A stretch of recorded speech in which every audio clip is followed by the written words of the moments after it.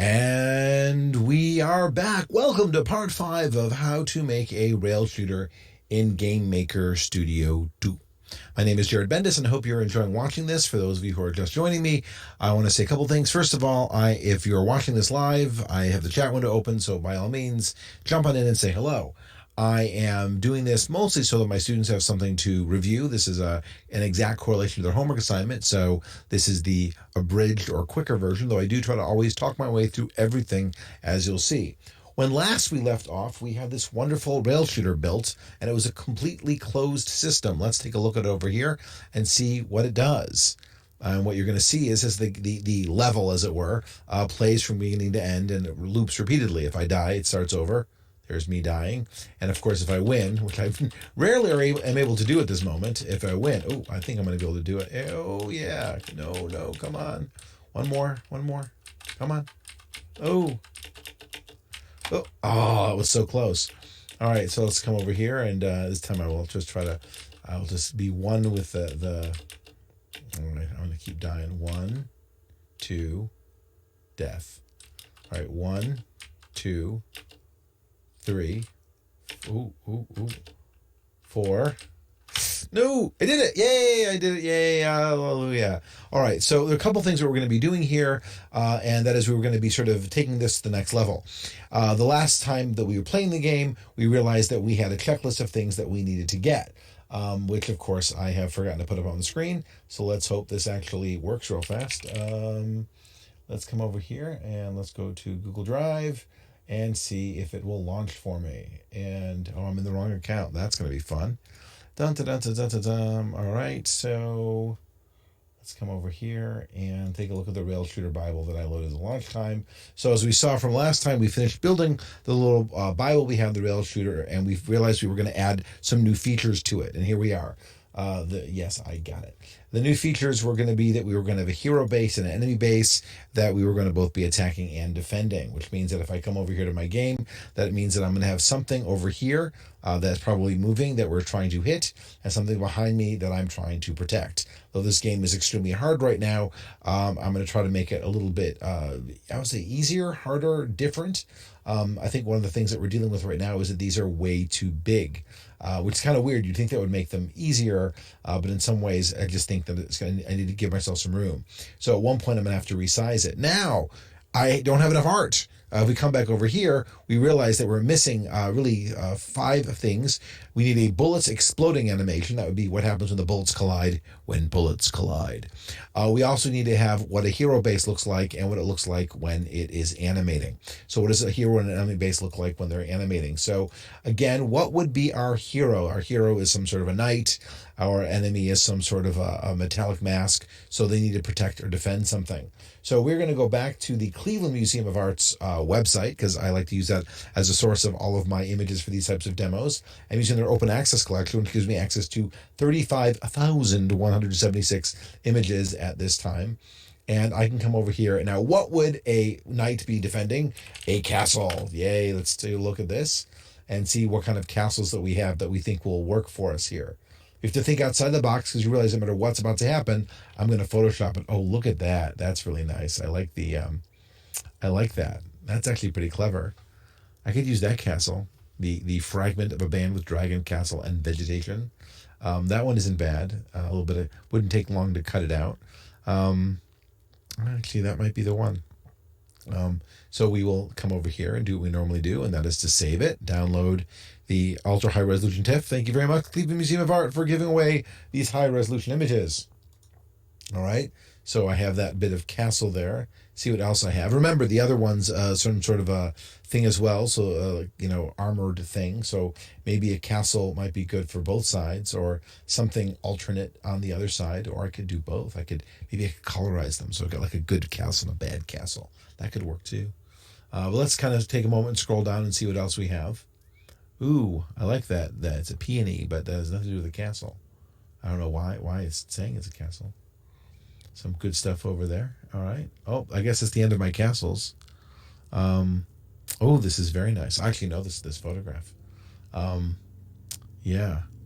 Wow, this is very, very nice. I did a report on this one in college, and Yeah. All right. Let's come back over here. And let's take a look at what else would I need. So let's say I'm going to use both castles. Let's say I'm going to actually kind of, colorize and edit and kind of do a twofer on that one. So I need, what else do I need? I need bullets hitting bullets. What happens when bullet hitting this? I need fire, right? Fire is always good. I turned into Beavis and Butthead there for a second, right? So something kind of firing would be good. Ooh, the burning. Okay, it was nothing like Turner. That's always good. I'm looking for like a really good fireball or something. I know that fireball isn't something you expect to find in a museum collection, but you never know what you're going to find. So you take a minute and you scroll down for something with fire in it. This part of it where I actually do live scrolling through these images is really done so that you can get a sense of just, what it is to brainstorm your way through these things. I do it relatively quickly for these things, but it's still something that I take seriously. I want to make sure that whatever I develop is valid enough for me to do. You know what's funny? I'm going to go back for a second because I realize that when I was at the castle, I saw something that I liked. And I said, what I'm going to do is I'm going to come back over here and I'm going to grab that peony right there. Because I'm going to turn that into a little fireball. It's going to go boom right there. That's what I'm going to do. That's my fireball, right? So I'm going to come over here and save that as a high resolution TIFF. Thank you, Peony. I still don't know where the castle is in that. Oh, okay. It's a bequest of Mrs. Castle. Thank you, Mrs. Castle. All right. And then I guess I can use that multiple times. I guess I could be sort of I guess whatever I develop there, I'll develop it and I'll use it in multiple places. See if that works. All right. So we're good. So now I got to go to Photoshop. Yay, Photoshop. All right. So I want to file, open, and let's come over here and I'm going to go to my downloads folder and I'm going to open both of these up, which of course are the ones I just downloaded, so we can start editing them. All right. Now this is going to be fun because I don't want to spend too much time on it. But I want to come over here and take a look. This is going to be what I'm going to be editing today. Yeah, I think I can make this work. So the first thing I'm going to do is I'm going to cut out just the part I want to keep nice and loose. Good. Copy it, file, new, paste it. There it is. Lovely. I'm bringing out a guide so I can make something nice and straight in there. All right, that looks pretty good. I want to kind of know what I have left in here. And let's come over here and dip into this beautiful, beautiful piece. So this isn't going to take very long. Especially since we're going to make this so low res when we're done. You kind of get used to how far you have to push resolution when you know you're going to be dropping the resolution later. And of course, I kept the original. Look at this, though. Gonna have some fun turning this into something else. Man, this is a fragment, though, isn't it? I mean, you just think about the fact that this exists in the museum. All right, got a little piece, and it's recognizable, so keep it.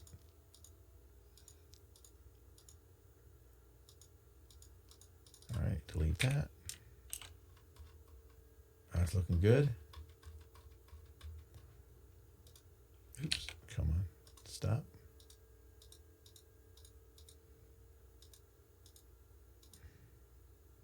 And again, this is going to be so small by the time I'm done playing with it that I'm not going to go too crazy with the corners. I can just imagine how much it's going to blur out when I'm done. I don't even know what I'm looking at other than that there is data here. So it's a very strange form of pixelated graphics when you're dealing with these stitches here. But it's perfect for our needs. And again, since both of the items are helmets, we'll have a good castle and a bad castle. All right.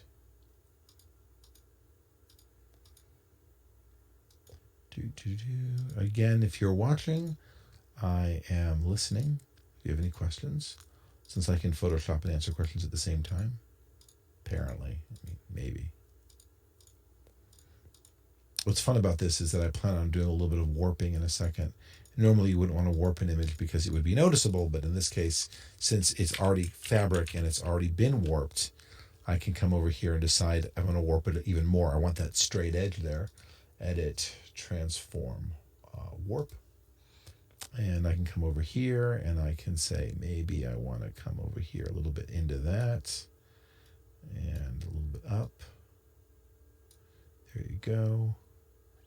Bring this over a little bit. Again, I'm doing this so that I'm basically stretching the torn part over this blue line so that I can come over here in a second and then delete everything on that side. There you go. Beautiful.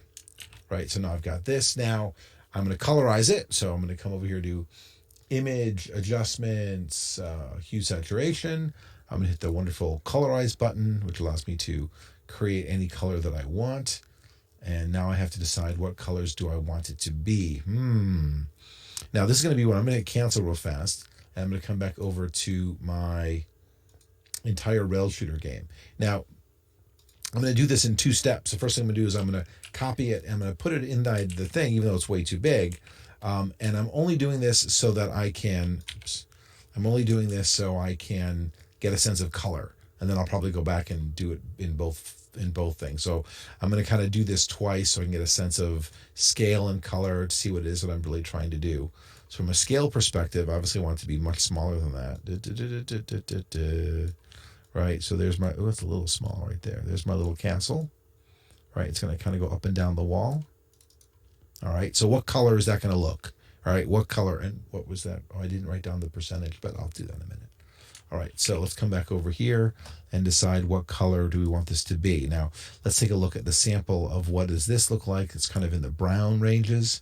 So I'm going to bring up that, and I'm going to try to find where those browns are. Usually browns are somewhere in the yellows and oranges, and they're kind of darker, right? So there's kind of a darker castle there. And so what am I looking at? And of course, the best thing I can always do is bring up some sort of a text editor. Let me come over here and bring up a text editor. Let's bring up a notepad. All right, excellent. So when I figure out what the colors are, I'll be able to write them down. All right, that's pretty good. That's pretty good. Yeah, that looks pretty nice. So what am I writing down here? This is 39, 28, negative 36. This is my enemy. All right, that's good. And let's hit cancel. And let's flip it around. Image. Edit, transform, flip horizontal. And we can put it on the other side and see what would look good on the defending side. And since that one's kind of in the brown ranges, I'm going to colorize again. I'm going to kind of give myself a sort of a blue castle. I wanted some sort of like a blue, a little bit more color to it. So that's kind of my good guy castle. There we go. So my good guy castle is going to be, that's my enemy. And then my hero is going to be 2, 33, 35, and 8. And that's going to be my hero castle. The only thing I wish I'd have written down was the percentage. But I can do that in a second because I am pretty good at that. So let's come back over here to my beautiful tapestry over here. Or not tapestry, but a knit or woven thing. And I'm going to duplicate my layer. So I've got the high-res version. I'm going to duplicate it again because I like keeping copies of stuff. And so for the first one, I'm going to come over here and I'm going to say, all right, so that's 39, 28, negative 36. I'm sorry, colorize. 38, 29, negative 36. Is that right? Is that what I wrote down? 39, 28, negative 36. 39, I think that matters, but yeah. 28, negative 36. Beautiful. Not pretty? So I'm going to copy it, and I'm going to come back over to my rail shooter. I'm going to paste it into place, and I'm going to shrink it down. This time, however, I'm going to pay attention to how tall it was. The good news is that it's right there. I can just size it up and take a look. Again, the new version of Photoshop is if you hold down the Shift key, it does not constrain. Constraining is automatic now. So for those of us who are old, it confuses the crap out of us. All right, and so we're looking at something like 5%, right? So 5%, beautiful. That's beautiful, 5%. So I know what to do on the other side. I come over here, and I'm gonna turn this one off. So this is my enemy base, and I turn it off, and this is going to be my hero base. Now you remember I'm doing this so I have the high res to work with later. If it is I change my mind, I want to make sure I've done everything on the good one. 233, 35, 8. Colorize. 233, 35, 8. Beautiful. And this one, of course, we flip it on the horizontal axis. AC, come over here, paste it. The good news is we now know it's at 5%. Not 50%, but 5%. Funny part is when it does that, it comes all the way over here. But I can grab it. I can grab it, and I can move it in here. And I can zoom back in on my screen. Excellent. So now I have my hero that I'm defending. Here we go. So that would be my enemy bullets, and not my enemy bullet. This is my enemy base, and this is my hero base. And this one we're not even going to use. We're just going to hide it. All right, so now we've made things a little bit more busy. Now remember, we have this, our helmet, which was done for the scale factor, which makes good to us. But now let's come back over here and realize that maybe our enemies are just a little too big, especially if we're trying to put 6 of them or 5 of them on the screen and only have room for 1. So what I'm going to do is I'm going to go back to my full-size enemy, which is right over here. And I am going to bring one in and get a better scale for it right now. So that means I'm going to come over here and I'm going to shrink it down. Let's come over here and start at, let's say, 5%. Oops. It's all the way down there. Gotta love that. Someone's going to come over here and go, don't you know what you're doing? There's a better way. I'm sure there is. There's always a better way. There's always a cleverer way. I'm not anti it. Again, making them smaller is not going to make it, it's going to make it harder to shoot them, but it's going to make it easier for me to make the game more chaotic. So right now we're looking at 1.7%. Oof, look at that. But that is going to be the new enemy scale. New enemy scale. Beautiful. So now my enemies, there's my enemy, a lot smaller. There's my daggers, the same dagger that I had before. I'm feeling pretty good about this. Now, the only other thing I have to do is I need to create my explosion. My explosion is going to exist in several fold, but I think what I'm going to try to do is use the same explosion everywhere. If I'm smart, I'll create one explosion that can be used whenever I want to use an explosion. So let's see if this works. All right. So this one I'm going to save. I'm going to save this one.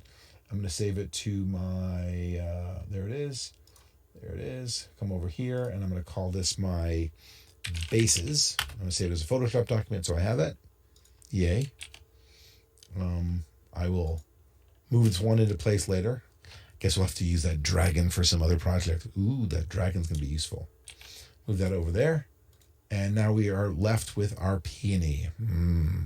So many exciting things to think about for this. All right, right over here. Yeah, so many exciting things. All right, so let's come over here and see what I can do. All right. I'll try the quick selection tool first, though Lord knows if it'll do what I'm trying to do today. All right, let's see what's happening. Oh, that's not the quick selection tool. That's the magic wand tool. Quick selection tool.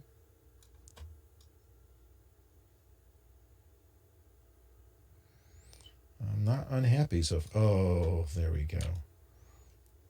So, adding didn't work. Let's see if subtracting does. Subtracting, by the way, if I hold the Alt key down, since I accidentally selected everything, I'm going to come over here and just subtract out my shape from everything. And if all goes well, because I'm being careful, it'll work fairly well. All right. That's pretty good. I don't think I've deleted anything I don't want, so I hit delete. That's pretty good right there. I'll go in and get the last of the bits of it with my polygonal lasso tool.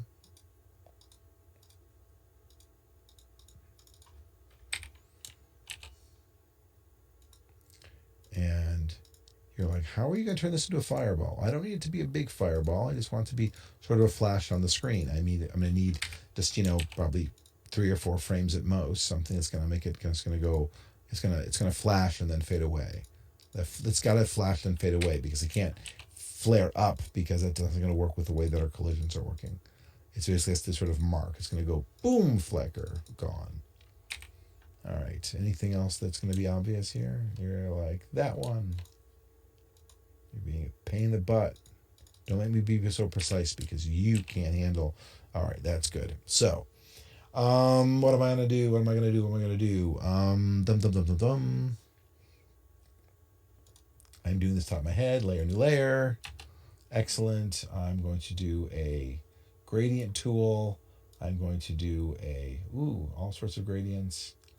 But I do not want a linear gradient. I want a is that a circular rainbow? That's interesting. What do they have?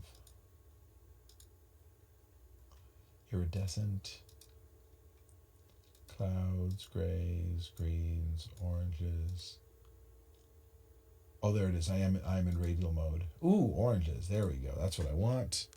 So I'm going to come out here and voila. That is a great gradient. All right. So now that I've got my gradient, look at that glow on my face. Look at that. It's that kind of glowing there.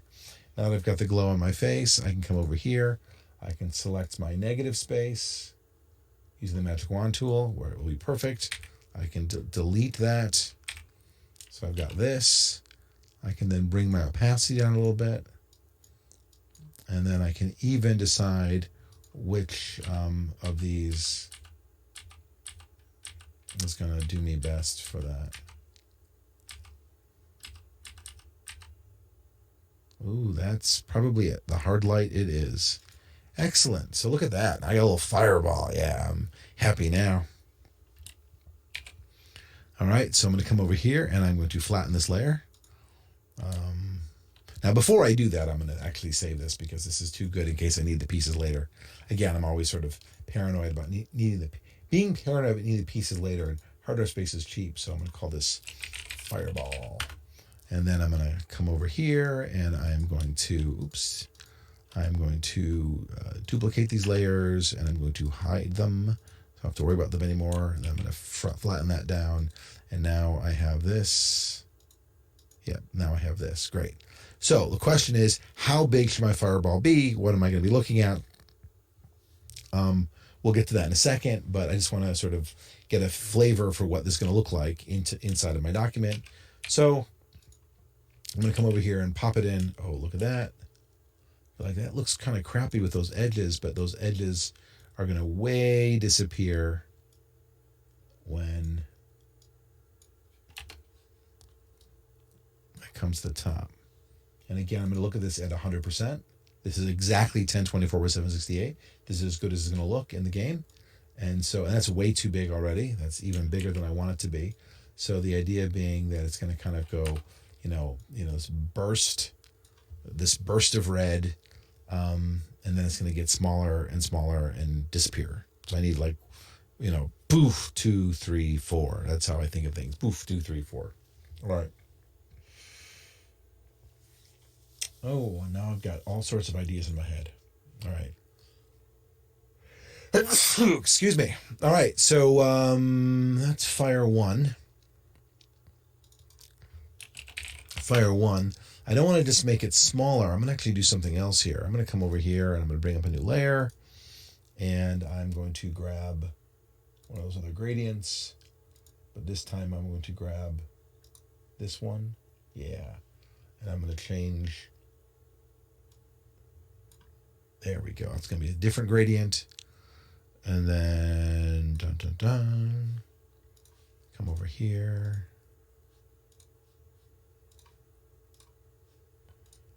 Delete that. Hard light that one. Right, and that's good. Duplicate these layers again for later. Merge those together, and now we have this one. So it went from this to that, or no, we're just going from this to that, right? So we've got that big burst, 1, 2, and of course now is where I can make it fun. I'm going to spin it, shrink it. 1, 2, right? That's the second one. And because I only need 2, I can be clever. I don't have to. I can just have it isolate a little bit, and then put this over here to 3, and then I can bring it down even further. And of course, if I want to change the color, in this case, what I'm going to do is I'm going to bring down the opacity some, like there. Beautiful. Then I'm going to do it again. Duplicate that layer. Bring this in here. Shrink it down even more.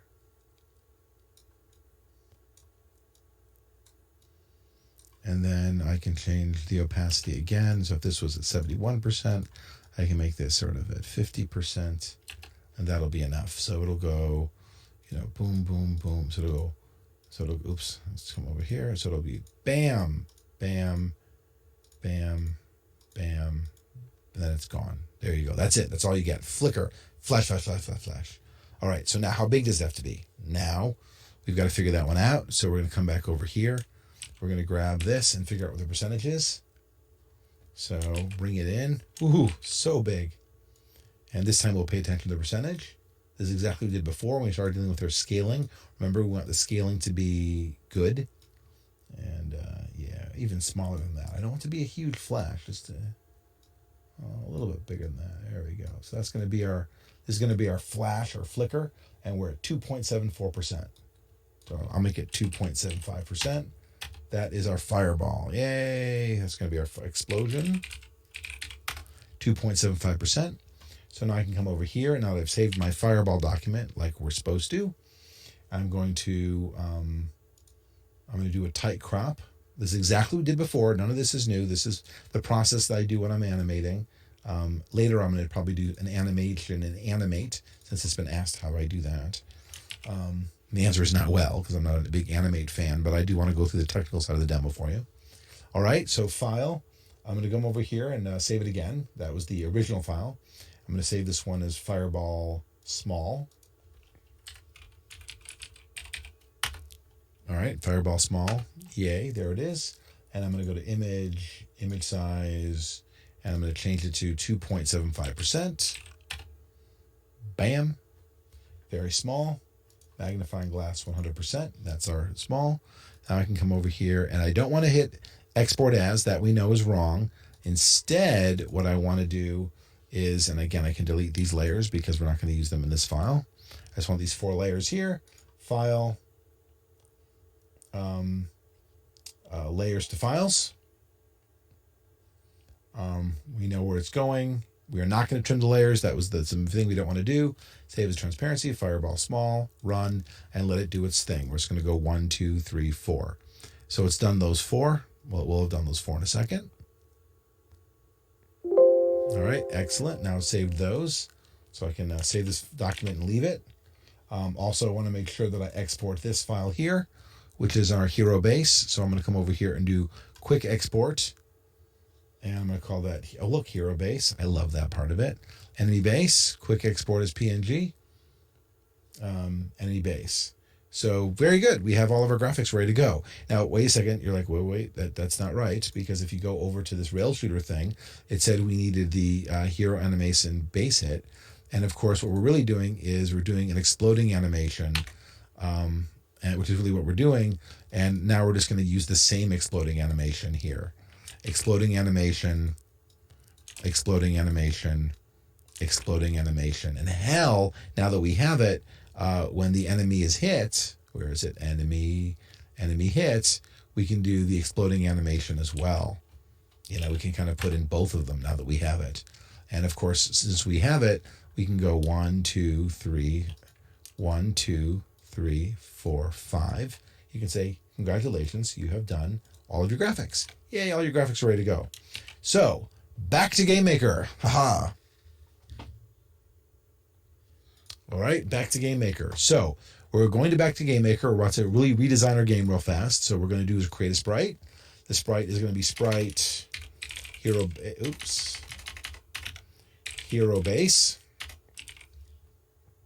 Import.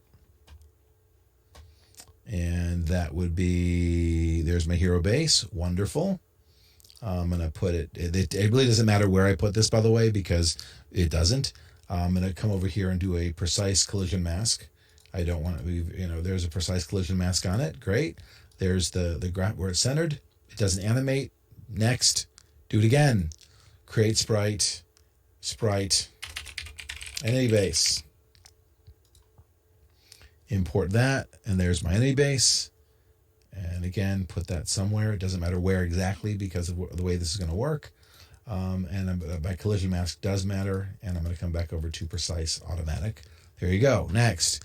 Now for our enemy, our sprite enemy, we are unhappy with that enemy. So we're going to import a new enemy, which of course is going to be a smaller enemy. I never exported it. Sorry. Let's come back over here. This is the smaller enemy. So I'm going to go new enemy scale. I'm going to come over here and I'm going to do quick export as PNG again. And voila. And where is it? Oh, new enemy scale. Bring it in. All right. Now. Yeah, that's smaller. It's smaller, lower res. Put it in there. That's going to make a difference. And the last thing I want to do is import my explosion. Right? Create sprite explosion. I'm going to import that. And there it is. 5, 4, 3, 2. All right, boom. It's going to be backwards. So I'm going to put it at 5, 4. And of course, because I want a nice little space. Okay, so let's just see how that looks. And we come over here by hitting play.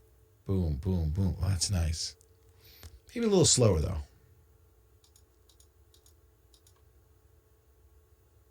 All right. And if you wanted to, you could decide that you wanted to say linger, 1, 2, 3, 4, 5. And there you go. So you can even be a little clever with it where I can sit there and say, you can see really how it goes. Where it's like, boom, boom.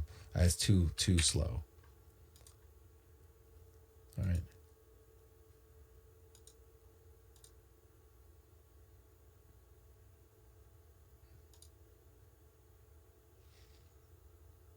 There we go. Thank you, peonies. All right. No, thank you, Mrs. Castle. All right, so we have this. And now, what about the collision mask? Well, technically, this isn't going to collide with anything. This is a death animation. It's just pretty. So we actually don't need to worry about the collision mask on this at all. So we can do that if we want to, but it's not going to do anything. All right, then. So let's go back and make some objects here. Now we've got to do some more objects. Create object. What object do I need? I need my hero base. Hero base, and we're going to load hero base. Good. Now I need another object called object underscore enemy base, right? All right, there's my object enemy base. And I make a new object called object underscore explosion. And of course, in this case, we will add the sprite explosion. And we do know something about this sprite, though. And that is we know that when the animation is over, we want it to self-destruct because it's just an aesthetic.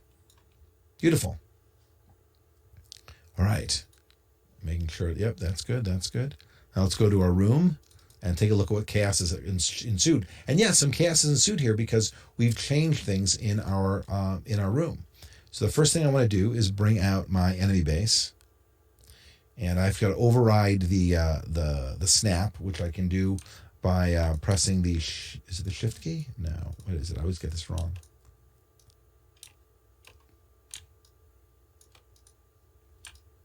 Oops, that's not it. Oops.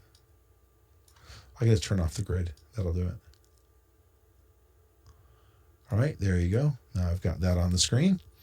And then I can bring up this one. and I got that on the screen. And I can decide how far away I want them to be. That's pretty good. So there we go. And now I've got to decide how to stagger these babies. The good news is because they kind of go up and down, I don't have to go crazy with that. All right, 1, 2, 3, 1, 2, 3, 4. You know what? I'll make the game a little hard. They're already small and hard. I'll do that. A little difficult. All right. All right, that's good. 1, 2. I have to give them. I mean, they can overlap each other, but because I've got enough room to not do that, actually, what I should do is just line them all up, and then change their heights. So I can come over here and go up and down, and up and down, and straight and over, something like that. Good. Now I've got my game ready to go. So, and then just for giggles, I'm going to put an exploding flower right in front of me so I can see what it looks like. Save and run. Woohoo! All right.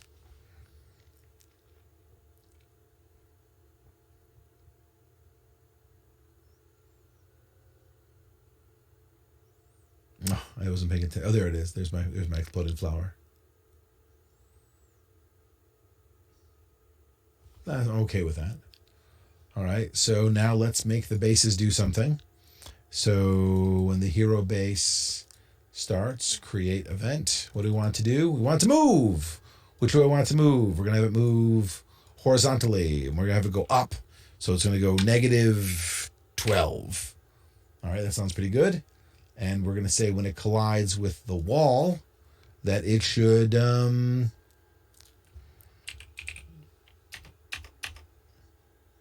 where is that? There it is. It should reverse direction. Beautiful. So when it hits the wall, it reverses direction. Now I can actually come over here to the enemy base and I say, what are you going to do? Well, instead of going up, you're going to go down. So that's, vertical. Did I say horizontal before? I'm going to have to check that. The hero death is wonderful. Thank you, by the way. My hero death is wonderful. So we're going to go down. We're going to make that go 12. Of course, I've already forgotten what my hero base does. So let's take a look real fast. My hero base goes 12, which is right.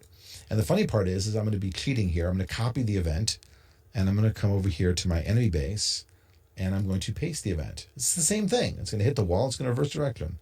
All right. Let's see this baby go. Let's hope these work. Nothing should embed. Everything should be just fine. All right. Okay, so somehow my... okay. This is still a little chaotic. I think they're moving too fast. I can deal with that. Oh, yeah, I did say horizontal. Did I not say horizontal? I did say horizontal. Take a look at that. I meant to say vertical, which is why it's going back and forth and appearing from the screen. So now that we're looking at this again, we have to take one quick evaluation because we've done a lot of things here. Mostly we've resized and relayed things out. Okay. So I'm getting my butt kicked because those bullets are moving too quickly. Yeah, I think those bullets are moving too quickly. I would say they're too big, but I think it's just that the bullets are moving too quickly. And there we go. All right. So let's go back to the enemy bullet. And I think -18 is too much. We'll make it go -14. Now, how fast is the hero bullet going? Just to be safe and fair. I'm going, no, the hero bullet's going 18. Nice. All right, I can handle that. And let's go back into my room and let's get rid of the flower there. All right. So we've talked about adding a couple of features here. And the features that I want to be very specific about are these explosions. Now, these explosions is just a sprite explosion that pops up. The question is when does it pop up and where does it pop up? So right now, I want it to pop up when the hero bullet hits the enemy bullet. But the question is where? Where do I pop it up? So let's come back over here to where the hero bullet hits the enemy bullet.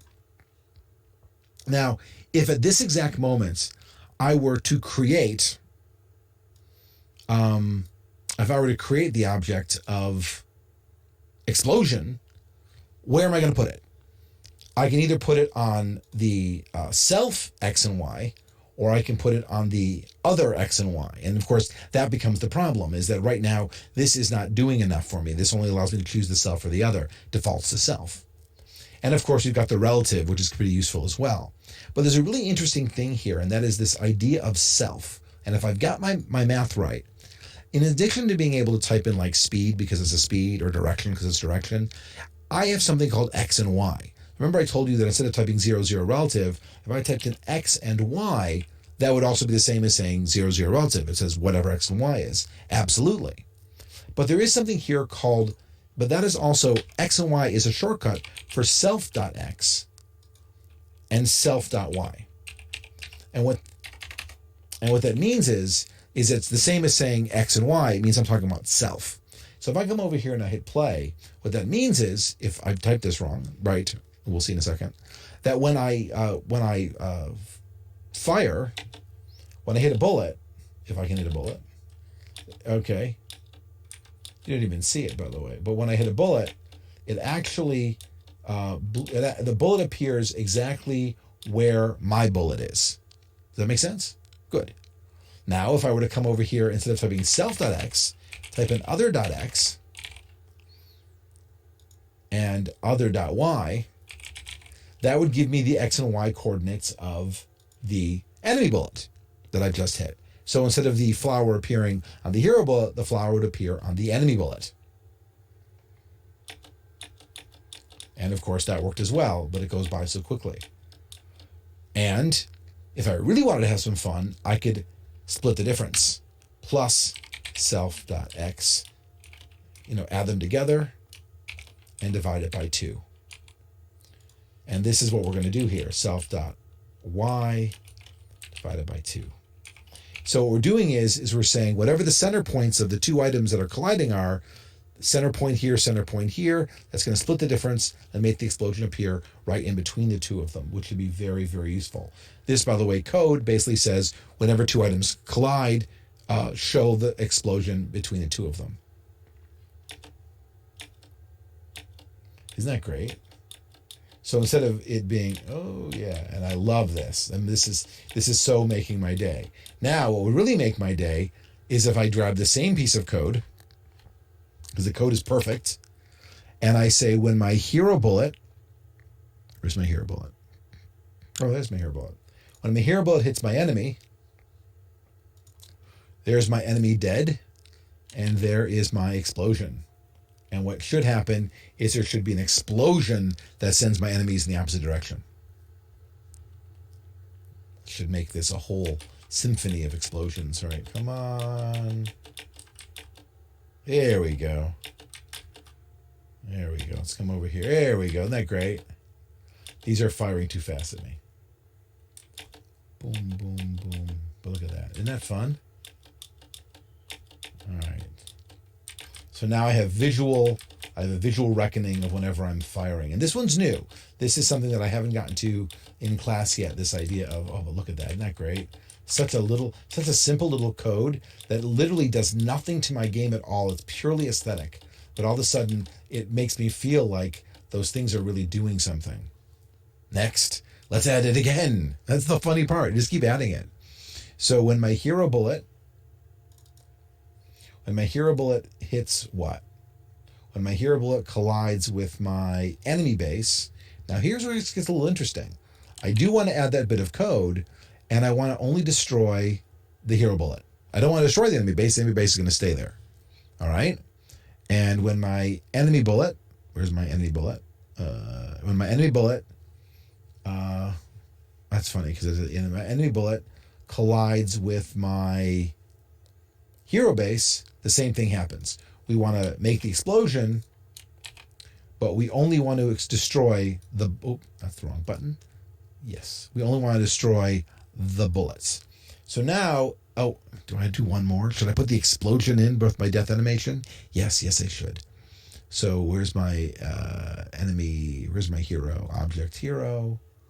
Gets hit by the enemy bullets. Let's put in the explosion there as well. Got to put it before we delete everything, though. All right. So now, little flowers of explosion happen everywhere. Thank you, Mrs. Castle, and your peony. All right, let's see if it's... All right, 1, 2... I like... Oh, yeah. It shows you where you're being hit.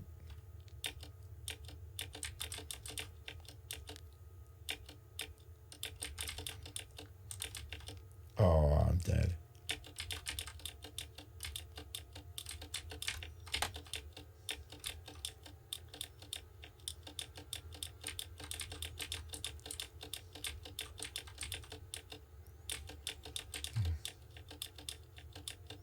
All right, see if I can hit the cat. Let's see if I can hit the back wall. Ooh, let's see if I can not get it myself.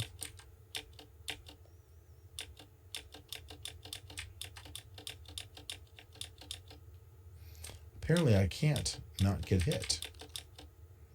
All right, so let's go back to what's going on over here. I'm firing too frequently. All right, so object enemy. What is my... I am firing every... Let's go from 45 to 90 to 60 to 120. All right, let's give myself a little bit more breathing room. It will not fire more than once a second.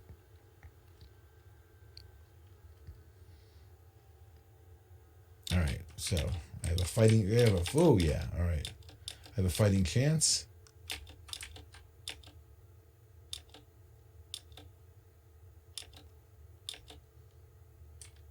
Now I want to hit the base. There we go, hit the base.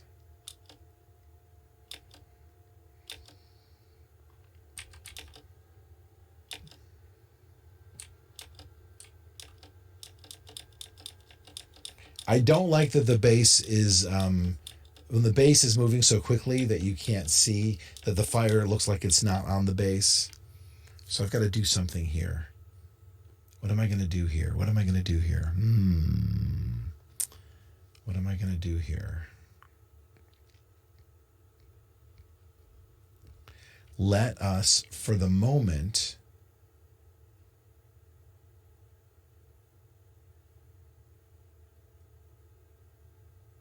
Okay. All right. Let's see if this works. I'm going to talk through my head real fast. So when the hero base gets hit, right? Okay, so now we're going to do this the other way around. When they're at an event, when the hero base collides with the enemy bullet. I know we have one elsewhere, but it'll work here as well. When it collides with the enemy bullet, we want to do several things. The first thing we're going to do is we are going to create a variable called variable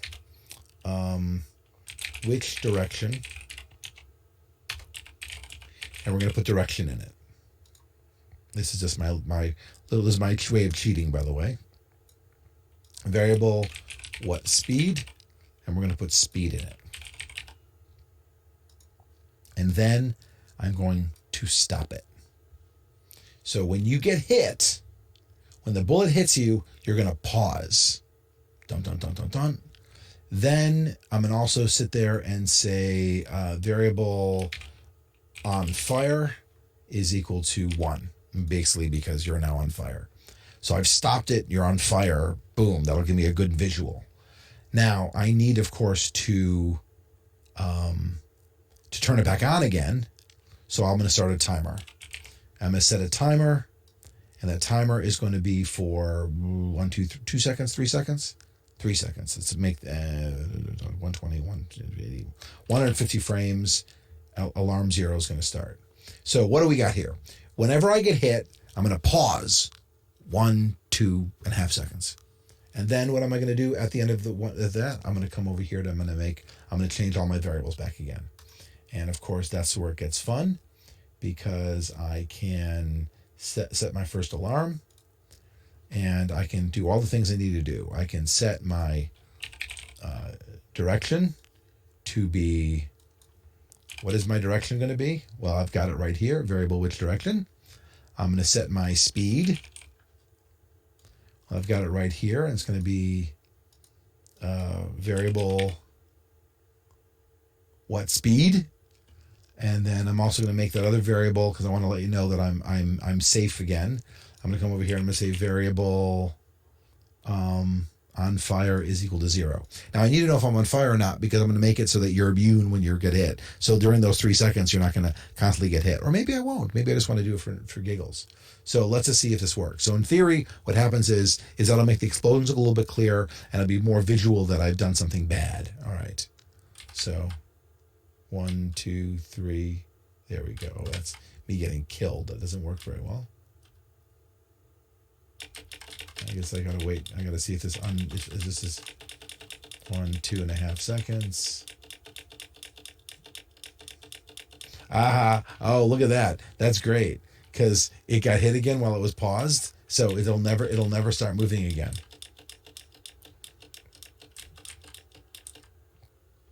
It'll never stop moving again. That's great. Why it'll never stop moving again? Because it was 0. I encoded the wrong information. Oh, such an idiot. Let's come back over here to create. Right now, I should have made a variable. We know what the speed is. Come on, we know what the speed is. I should have made a variable called variable base speed and set that to 12. Or, yeah, negative 12. No, 12. We're going to make it 12. I'm going to say come over here and say you're going to move variable base speed. Now I know that the speed is. I don't got to write down the speed. That's silly. So when it gets hit by the bullet, do I got to write down what the speed is? No, I know what the speed is. I just have to write which direction I'm going in. The speed is always the speed. Now when I go back to over here, instead of going to, I now know which direction I'm going. So instead of going that, I have to just type in my speed. I put in an extra step. I didn't need to do that. So now let's see if this works. Now in theory, it'll always work. So when I'm hit, I can get hit again, which will extend things, but that's not the point right now. So it got hit, and it started moving again, and it got hit again, and it got hit again, but you can really see how that's working. Also, let me see where the explosions are. So I'm not 100% happy with the way that that's working. So again, this gives me some opportunity to see the way that collision is working. This is cool. All right, let's come back to my hero base, and let's go back to my tolerance, and let's bring that baby. Let's bring that baby out like that. Did I lower the tolerance a bit? That'll help. Or I could even put a little rectangle in there if I wanted to. Give it. Here's the other thing I could do is I come over here and do manual, and I could do a rectangle, and I can say that this is my. I can do something like this if I wanted to. Give myself a little bit of, because if it hits here, it's going to hit here anyway. Let's see if that works. And of course, I should do the same thing for the enemy base. Be nice. Enemy base. It should be nice. And go to manual, rectangle, and something like that. Yeah. All right. So let's come back over here and look at my hero base for a second. What do I have? Now, the funny part is almost all of this is going to be the same in the other one, right? The enemy base and the hero base are actually the same thing, right? So what do we got in the hero base? I'm going to come over here and I'm going to grab these 2 items, right? I'm going to grab everything in the create of the hero base. I'm going to be the exact same thing, except it's positive, right? They use the same variables or local variables, so I'm good. Now let's come back over here to my hero base again. When it hits the wall, it's the same thing. And now this part, we object enemy bullet. All of this is the same, except instead of enemy bullet, it's hero bullet. So I come over here and I 1, 2, 3, 4, grab that code, come over here to the enemy base and say, I add the event. When it collides with the hero bullet, it does this. Now again, there's nothing here that's unique. Which direction, local, on fire, direction, all the timers, everything's the same. That's what's kind of fun about doing these types of things, because there's nothing here that's specific, doesn't need to know what it is. And the same thing over here. 1, 2, 3, copy the same code, and I can put it in the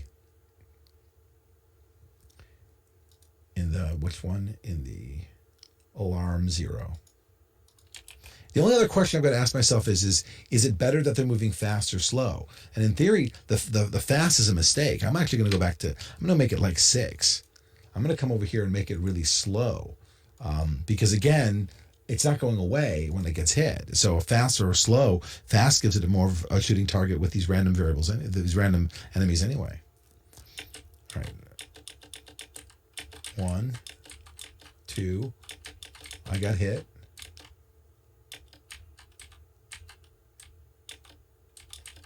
Oh, I hit it. But the bullets behind there, uh-oh. The bullets were behind, not in front, the explosions. I want the explosions on top of everything. We'll get back to that in a second, about why things are on top or why things are below. And I think we need to look at the precision of this enemy bullet as well. Let's look at the collision mask here. Yeah, I think the tolerance is a little too high. Let's bring that baby down a bit. Yeah, all right. So now that we've got that out of the way. All right, so we have a problem, and that is our explosions are sometimes below and sometimes on top. And that has to do with the fact is when they're being generated and who they're being generated by. When we're inside of the room, there we go. When we're inside of the room, all of our instances are put on the instance layer. If you look over here, this is the instance layer. And the layers that you see them here do represent a visual layering style. What's neat is you can actually come over here, and if I wanted to, I could come over here, and I could create. Oops, not a background layer. Get rid of that.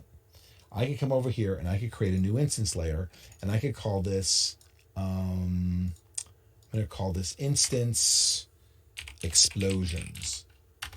And when I create those, I can come over here and say that the object explosion, I'm going to come over and make it so they're always on the instance explosions layer. Now, this is not here, by the way. I'm going to have to go back to every place where I made an explosion. Well, let's go back.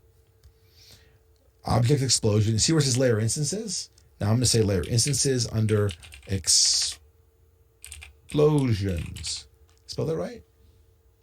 Yep. So it's going to put it in that layer. So when the, let's see, this is when it hits the enemy base. This is when it hits the enemy. This is when it hits the enemy bullet. So there are two places that I've got to do this, which is when the enemy bullet hits the hero base and when the hero gets hit by itself by the enemy bullet.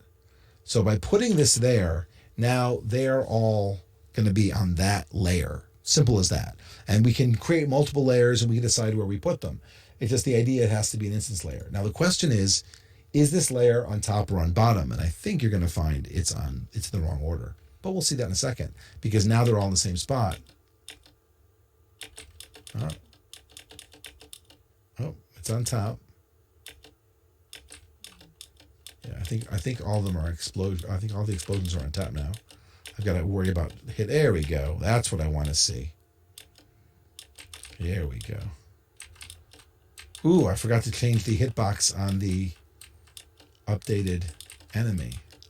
Look at that. Hey, did that make me happy?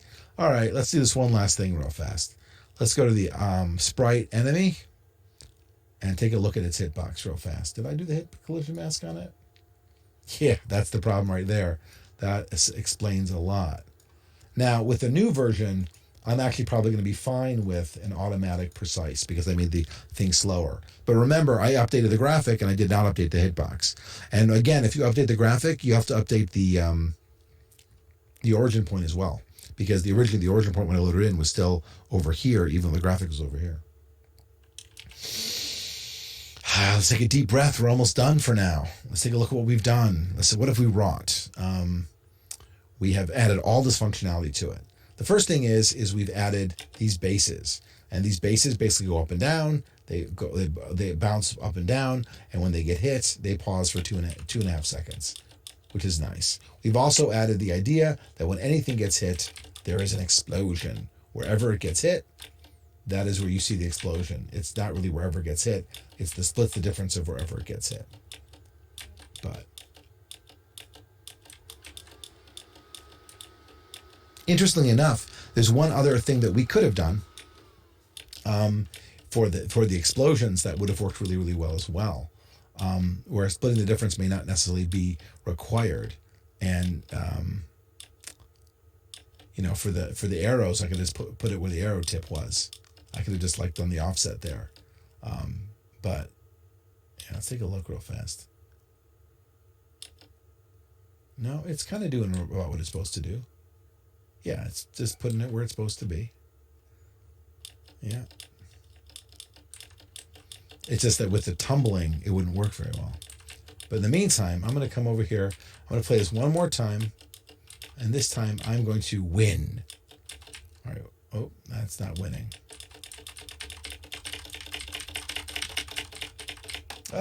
Still not winning. That's still not winning either. It's almost like that I'm moving too quickly, Ooh. Gotta really make sure you're paying attention where those bullets are. I hit the base. Hit the base again. Ooh, don't die. Don't die. Yay! I have a game. And it plays and it's difficult and it's pretty and yay. So thank you very much for watching is this 5? I guess this is part 5. And about an hour for this tutorial. Next time, we will make it go bing, bang, boop. It's time for the sound effects, but not tonight. So thanks for watching. My name's Jared Bendis. Remember, if you're watching it on Twitch, to follow me. If you're watching on YouTube, ring that bell, like me, follow me, tell your friends, all that kind of good stuff. Thanks for watching.